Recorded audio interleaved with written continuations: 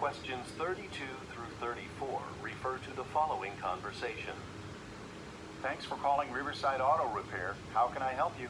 Thanks for calling Riverside Auto Repair. How can I help you? Cảm ơn vì đã gọi đến tiệm sửa xe Riverside. Tôi có thể giúp gì được cho bạn? Hi.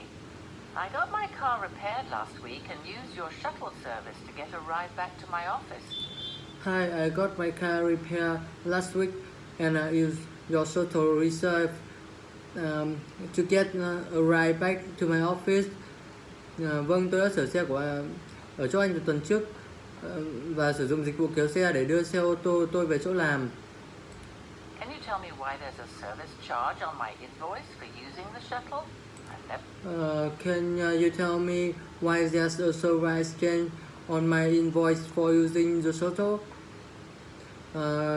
Tại sao tôi cái hóa đơn cái tiền kéo xe để được thêm vào hóa đơn của tôi? Trước tôi đâu có thấy. Yes, unfortunately the cost of auto fuel has risen quite a bit. So the company now requires us to charge for the shuttle. Yes, unfortunately, the cost of auto fuel has risen quite a bit, so the company now requires us to charge for the shuttle. Vì giá nhiên liệu xăng dầu tăng lên nhiều, nên từ nay công ty chúng tôi sẽ tính thêm phí kéo đó. Well, I wasn't expecting that. Well, I was expecting that. Tôi không thích điều này. I'm sorry we didn't inform you of this ahead of time. I'll waive the fee now, but please be aware that you'll have to pay for rides in the future. I'm sorry we didn't inform you of this ahead of time. I will waive the fee now, but please be aware that you will have to pay for rides in the future. Tôi xin lỗi vì không báo trước nên tôi sẽ miễn phí cho bạn lần này, nhưng từ lần sau sẽ có tính đó nhé.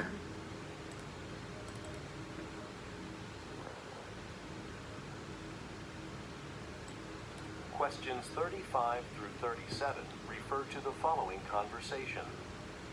In sports news, our own Easton Jaguars won today's soccer match against the Portville Lions. Here to tell us about the game is Aaron Parker, the goalkeeper for the Jaguars. Mr. Parker, thanks for joining us. In sport news, our own Easton Jaguars won today's soccer match against the Portville Lions. Here to tell us about the game is Aaron Parker, the goalkeeper for the Jaguars.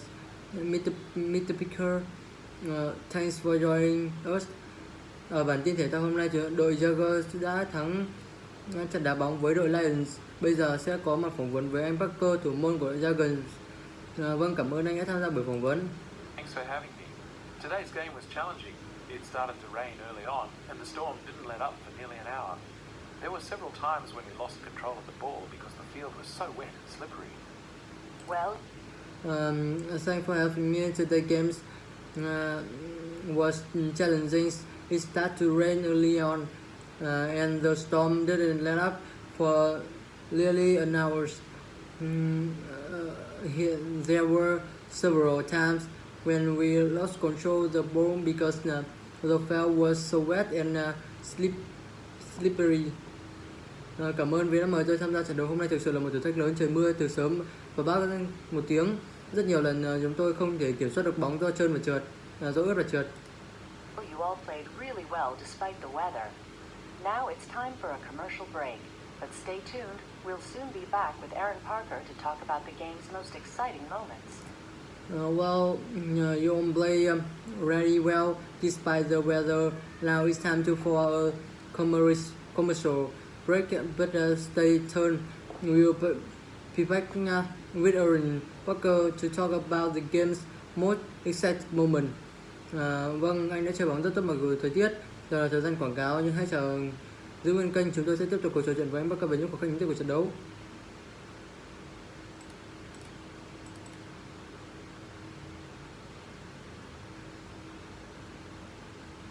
Questions 38 through 40 refer to the following conversation. Hi, Paul. I know we were planning to work at the trade show together next week, but something has come up. Do you think you could find someone else to go in my place?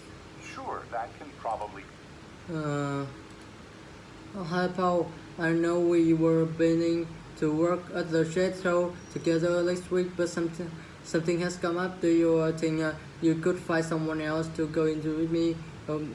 Go in my place. Chào Paul, tôi biết là chúng ta đã có kế hoạch để đến cuộc buổi trao đổi, buổi thương mại cùng nhau vào tuần tới. Nhưng mà do có một vài thứ xảy ra, bạn có thể tìm được người khác để thay thế tôi không? To go in my place? Sure, that can probably be arranged. Can I ask why you're unable to go? Sure, that can probably be arranged. Can I ask you why you are unable to go? Chắc chắn rồi, chúng tôi có thể sắp xếp. Chắc chắn rồi, tôi có thể sắp xếp. Nhưng mà bạn cho tôi hỏi là tại sao bạn không thể đi? My department recently hired several new people, and I want to be here to make sure that their training goes smoothly.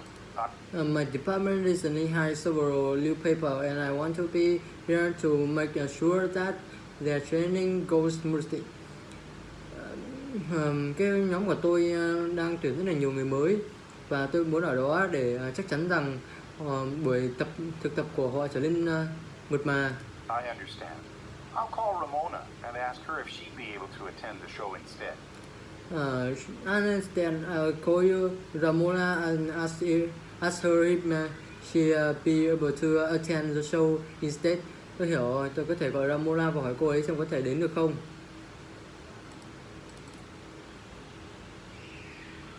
Questions 41 through 43 refer to the following conversation. I'd like to book 2 tickets for tonight's city bus tour. I'd like to book 2 tickets for tonight's city bus tour. Tôi đã đặt 2 cái vé để đi xe buýt ở buổi tối. Sure, we still have seats on the bus. This tour will stop at 5 different sites and end up at the Seven Stars restaurant. Sure, we still have seats on the bus. This tour will stop at 5 different sites and end up the Seven Star Restaurant. Chắc chắn rồi, chúng ta có thể ngồi ở trên xe buýt. Nó sẽ đi đến 5 địa điểm khác nhau và kết thúc tại nhà hàng 7 sao. Oh, that sounds good. A friend of mine is visiting from out of town. He'll like that. Oh, that's so good. A friend of mine is visiting from out of town. He'll like that. Nghe tuyệt đó ạ. Bạn của tôi là một người một người từ tỉnh khác. Chắc là anh ấy sẽ thích. Yes, but we have to put in the order for the restaurant in advance. You have a choice between the chicken with vegetables or the beef with rice. Yes, but we have to put in order of for the restaurant in advance. You have a choice between the chicken with the vegetable or the beef with rice. Vâng, chúng tôi có thể giúp bạn đặt đồ ăn ở nhà hàng. Bạn muốn chọn thịt gà với rau hay là thịt bò với lại cơm? We'll both have the chicken. We both have a chicken. Chúng tôi đều chọn gà. Here are your tickets. And by the way, we're expecting clear skies tonight. You'll definitely want to bring your camera. You won't want to miss taking photos of the city's skyline. Here are your tickets. And by the way, we decided clear sky to now. You will definitely want to bring your camera. You won't want to miss taking the photo of the city skyline. Đây là vé của bạn. Tối nay trời rất là trong xanh, trời rất là không có mây. Bạn sẽ cầm theo máy ảnh của bạn để chụp một vài bức ảnh ở trên bầu trời.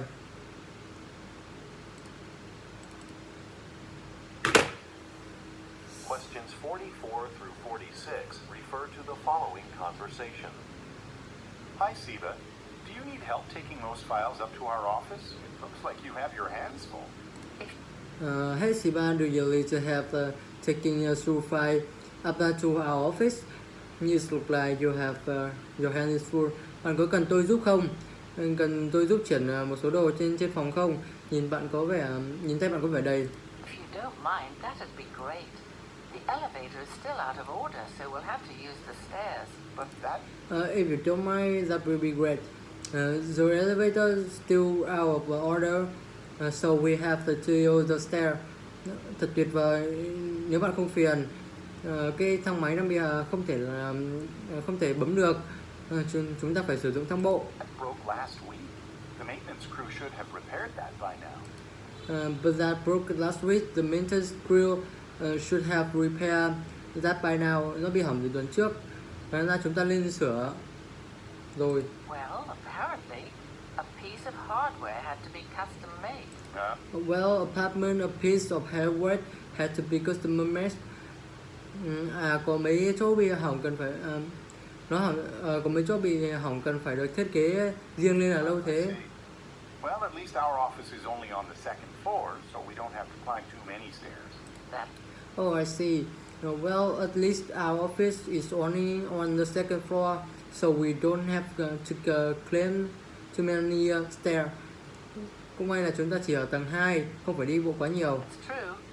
Thanks again for carrying some of these files. It would have taken 2 trips to get them all without your help. That's true. Thank you again for carrying some of files. It wouldn't have taken 2 trips to get them all without your help. Đó là sự thật. Tôi phải cảm ơn bạn lần nữa vì đã cầm hộ tôi một số tài liệu. Nếu không có bạn thì tôi sẽ phải đi 2 lần.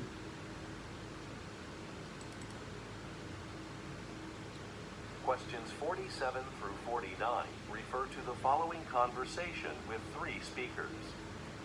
Alright, let's start the meeting. How are our clothing sales for June? Well, Alright, let's start the meeting. How will our closing sales for June? Rồi bắt đầu buổi họp tôi đợt bán hàng tháng 6 thế nào mọi người? sales went up 3% from last month, but customers didn't respond as well as usual to our big semi-annual sale. Well, sales went up 3% from last month, but customers didn't respond as well as usual to our big semi-annual sales. Doanh số đã tăng 3% so với tháng trước, nhưng khách hàng không hưởng ứng mạnh đợt giảm giá 6 tháng một lần của chúng ta. I was hoping for a 5% increase. Donna, why do you think the increase was so small? I was hoping a 5% increase. Doma, why do you think the increase was so small? Tôi đã mong đợi nó được 5%. Donna, bạn nghĩ tại sao cái doanh số này tăng nhỏ như thế? I think clothing sales weren't as strong because the advertising budget was cut this year. I'd like to see that money put back into our budget. I think clothing sales weren't as strong because the interesting budget was cut this year. I would like to see that money put back into our budget. Tôi đã nghĩ là chúng ta đã cắt giảm tiền quảng cáo và tôi mong muốn là tiền quảng cáo sẽ trở lại với ngân sách. Let's wait another month. If sales are still low, we may have to increase the advertising budget, but I prefer to wait on that decision. Let's wait another month. If sales still low, we may have to increase the advantage budget, but I prefer to wait on that decisions. Để sau tháng này vậy, nếu doanh số vẫn còn chậm chúng ta sẽ tăng danh sách quảng cáo, nhưng đợi thêm đã.